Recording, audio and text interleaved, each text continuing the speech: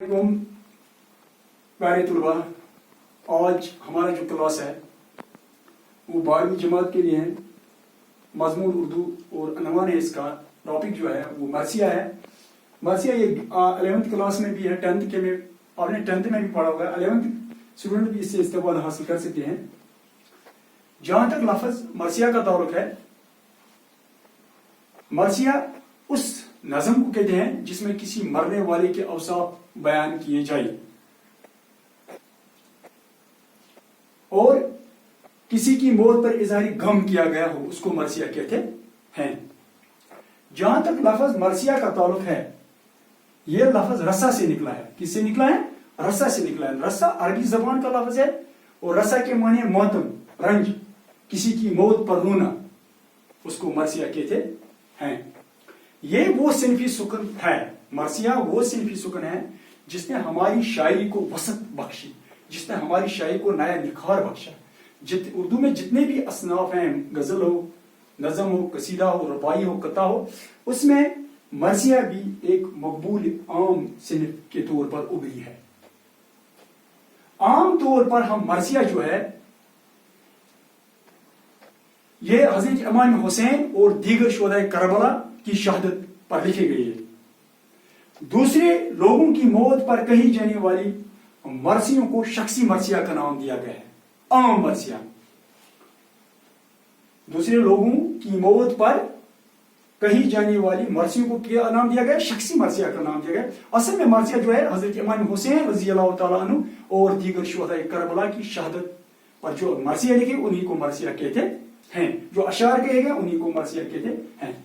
असल में आपको एक मिसाल दूंगा शख्सी मरसिया की। जब किसी का लाडला, जब किसी का प्यारा बच्चा उसकी माँ की गोद से मौत छीन लेती है, माँ की गोद से मौत छीन लेती है, तो माँ क्या करती है? मातम करती है, आवाजारी करती है, चिल्लाती है, कपड़े फाड़ती है। हाँ, तो ये सब कुछ मिलाकर मरसिया का आगाज करती है, सब कुछ मिलाकर मरसिया का आगाज करती है। तो जहां तक मरसिया के एजाई तरकीबी का ताल्लुक है, जहां तक मरसिया की एजाई तरकीबी का ताल्लुक है, इसमें चेहरा है, सरापा है, रुखसत है, आमद है, रजज है, जंग है, बैन है। जहां तक चेहरे का ताल्लुक है, मरसिया की तमहीद को कहते हैं, यानी आगाज में, शुरू में। ये चेहरा मरसिया की तमहीद को कहते हैं, आगाज में, शुरू में जो है। सरापा जो है इसका दूसरा जूज, इसमें मरसिया के हीरो के अवसाफ बयान किए जाते हैं। मसलन जो मैदानी जंग में निकलता है उसके अवसाफ, उसकी तारीफ की जाती है, उसको सरापा कहते हैं। रुखसत, रुखसत का ताल्लुक जो है ये भी जुज है मरसिया का। इस हिस्से में हीरो को मैदानी जंग में जाने के लिए, इस हिस्से में मर्दी मुजाहिद को मैदानी जंग में जाने के लिए हजरत इमाम हुसैन और दीगर अजीज व अकारिब से रुखसत लेते हुए दिखाया जाता है।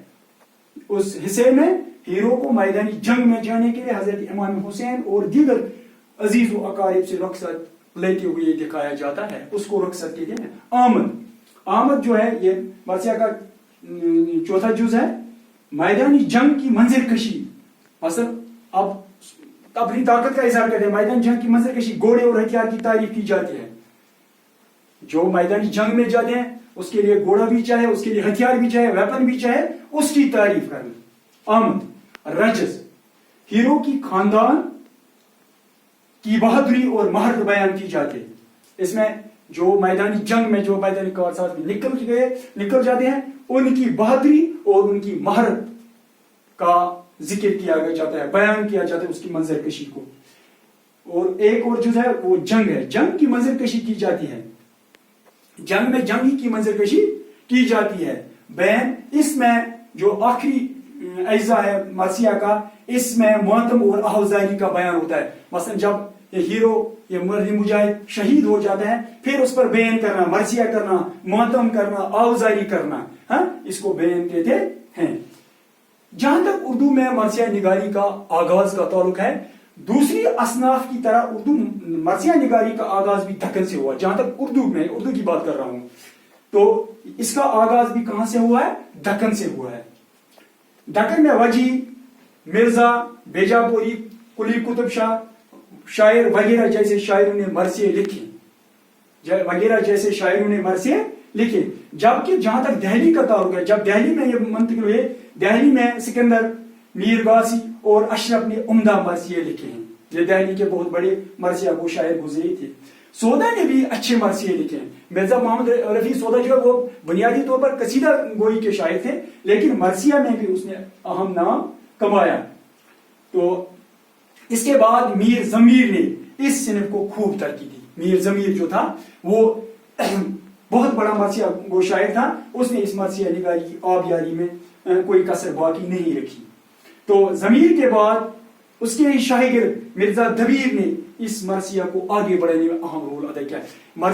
مرزا دبیر اتنا بڑا شاعر تھا کہ خود اس کا جو استاد تھا میر ضمیر، وہ کہنے پہ مجبور ہو گیا، اپنے اس شاہگرد کی تعریف کرنے لگے میر ضمیر کی، کہ مرزا دبیر کی، کہ پہلے تو یہ شعرا تھا کہ ضمیر آیا، اب کہتے ہیں کہ استاد دبیر آیا، کر دی میری پیروی قدری سوا، اب قول یہی ہے کہ سبوں کا پیر آیا. یہ میر ضمیر نے اپنے شاگرد دبیر کی تعریف میں یہ اشعار کہی. تو مرزا دبیر کے بعد ایک اور مشہور مرثیہ گو شاعر نے قدم رکھا، وہ تھے میر انیس. گویا کہ مرثیہ نگاری نے مرثیہ نگاری کو آگے بڑھانے میں میر انیس نے بھی کوئی کسر باقی نہیں رکھی. اس طرح ہم کہہ سکتے ہیں کہ جو شہرت مرثیہ نگاری میں دبیر اور انیس کو حاصل ہوئی، وہ کسی دوسرے شاعر کو نصیب نہیں ہوئی. تو جوش نے بھی بہت سارے اچھے مرثیے لکھے، اور میں حسین اور انقلاب ایک بہت اچھا مرثیہ ان کا ہے. اس میں وہ ایک بند میں آپ کے سامنے پیش کروں کہ اے دوستو فرات کے پانی کا واسطہ، اے دوستو فرات کے پانی کا واسطہ، اہل نبی تشتے دوانی کا راستہ، اہل نبی تشتے دوانی کا واسطہ، شبیر کی لہو روانی کا واسطہ، اکبر کی نا تمام جوانی کا واسطہ. یہ جوش کی ایک مشہور مثنوی مرثیہ، جوش کی ایک مشہور مرثیہ حسین اور انقلاب سے لیا گیا ہے. اس طرح جو آج کا ہمارا جو ٹاپک تھا وہ مرثیہ تھا، اس کی تاریخ، اس کے اعزائے ترقی، اس کا آغاز ارتقا کس طرح ہوا. تو امید ہے کہ آپ نے اس کو اچھے طریقے سے سمجھ لیا ہوگا.